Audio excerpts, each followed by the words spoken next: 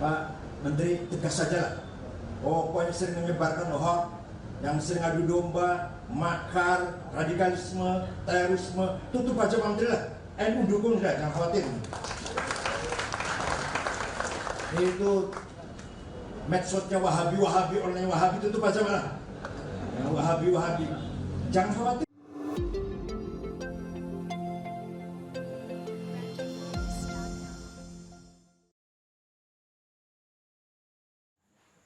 Tentang statement beliau Ketua Umum kita Pak Said Aqil yang mengusulkan kepada pemerintah supaya menutup akun-akun yang berbau Wahabi.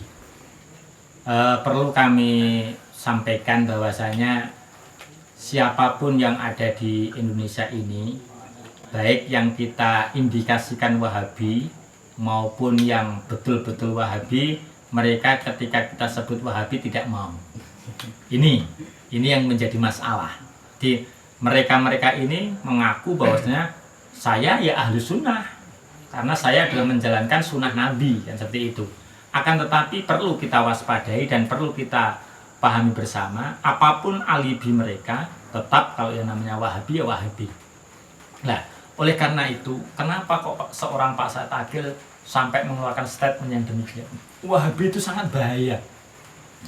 Coba kita telaah satu persatu. Negara mana yang selamat dari akidah Wahabi?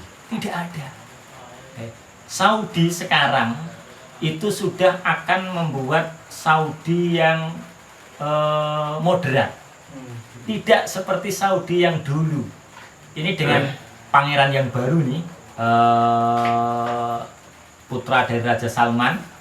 Ini kan sekarang sudah mengembangkan Islam yang bahasanya Islam yang toleran, Islam yang moderat. Tapi istilahnya kalau mohon maaf, kalau orang Arab itu tidak mau sama statusnya dengan orang Indonesia, jelas nanti beda. Tapi pola pikirnya sama. Ini menunjukkan bahwasanya apa? Wahabi ini bukan hanya merongrong dalam hal tatanan agama, tidak. Akan tetapi Wahabi ini nanti kalau dibiarkan bisa merusak tatanan kenegaraan. Ini yang membahayakan. Padahal apa? Kita itu tidak bisa hidup tidak di dunia, kan nggak bisa. Nah kalau tatanan dunia ini sudah dirusak, kita mau hidup di mana? Ini. Nah oleh karenanya apa yang disampaikan oleh Pak Said Aqil itu sangat-sangat harus kita dukung dan pemerintah juga harus betul-betul merespon. Dan ini juga ternyata sudah diantisipasi oleh Mbah Hasyim.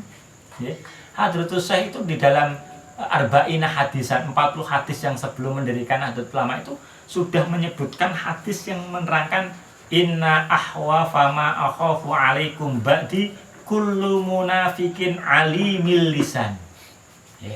Jadi sungguh yang akan kamu takuti dari beberapa ketakutan setelah masaku ini, berarti setelah zamannya beliau, ya kalau ini zaman Nabi berarti setelah Nabi, kalau Mbah Hasyim setelah zaman Nabi, kullu munafikin, setiap orang yang munafik. Orang munafik itu kan ngomong A, hatinya sebenarnya enggak A. Tapi apa? Alimil lisan. Lisannya itu sangat fasih membaca ayat-ayat Al-Qur'an, mengutarakan hadis Nabi, Maka mohon maaf, mereka itu sangat pandai tentang dalil. Mereka itu sangat alim tentang kutub-kutub ini, tentang alim. Maka orang yang kosong, maaf nih saya sebutkan, para mahasiswa ini kan masih labil. Ketika ada orang yang hebat mengutarakan dalil, ini dia langsung menganggap, oh berarti itu dong yang benar. Yang lain itu kiai kok diem aja nggak punya dalil lah ini. Itu dari kitab ini, bahkan ada seorang yang hadis ini, halaman ini, tempatnya di pojok ini dan ini. Maka kita selaku orang Nahdlatul Ulama, warga Nahdlatul Ulama, jangan terlena dengan fasihul lisan. Orang yang hanya fasih lisan, akan tapi hati-hati. Orang yang disebutkan oleh Rasul kemudian disitir oleh Hadratus Syekh ini adalah kullu munafikin alimil lisan. Orang munafik ciri-cirinya adalah lisannya ini sudah alim untuk memutar kata, untuk memberikan statement, kata-katanya manis itu. Kalau kita menilai kiai-kiai dulu itu kan ya nggak begitu, orasinya itu nggak begitu meyakinkan, tapi santri-santrinya ini menjadi orang semuanya. Karena apa? Beliau mengajar bukan karena dari lisan, akan tapi beliau memberikan ilmu ini dari hati. Maka Masya Allah, saya berpesan kepada teman-teman dan diri saya sendiri, ketika kita itu ber-NU, mari kita jaga NU ini supaya apa yang diniatkan oleh Hadratus Syekh itu tidak keluar jalur, keluar relnya.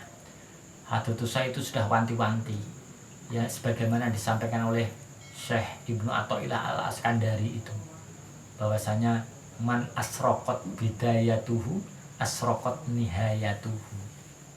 Kita itu kan melihat kontestasi dari sebuah perhelatan, entah itu partai A, partai B, partai C, itu kan luar biasa. Lah NU harus kita jaga.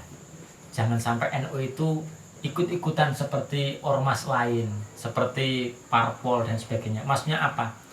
Ketika kita kembalikan pada man asraqat bidayatuhu asraqat nihayatuhu.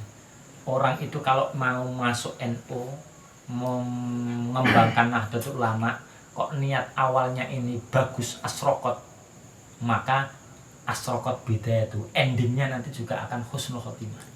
Endingnya juga akan bagus. Tapi hati-hati, kalau orang itu masuk NU tapi hanya niatnya itu untuk mengambil manfaat di NU, maka itu akan akhirnya adalah tidak asraqat bidayatuhu, endingnya nanti akan tidak baik. Itu karena apa? Hadratus Syekh sudah mewanti-wanti yang demikian. Maka apa tadi yang ditanyakan tentang Wahabi ini, kita selaku warga Nahdlatul Ulama harus mendukung statement seorang ketua umum, yang mana Wahabi ini tidak hanya di pusat, tapi di daerah kita ini juga Wahabi kecil ini sudah mulai bermunculan.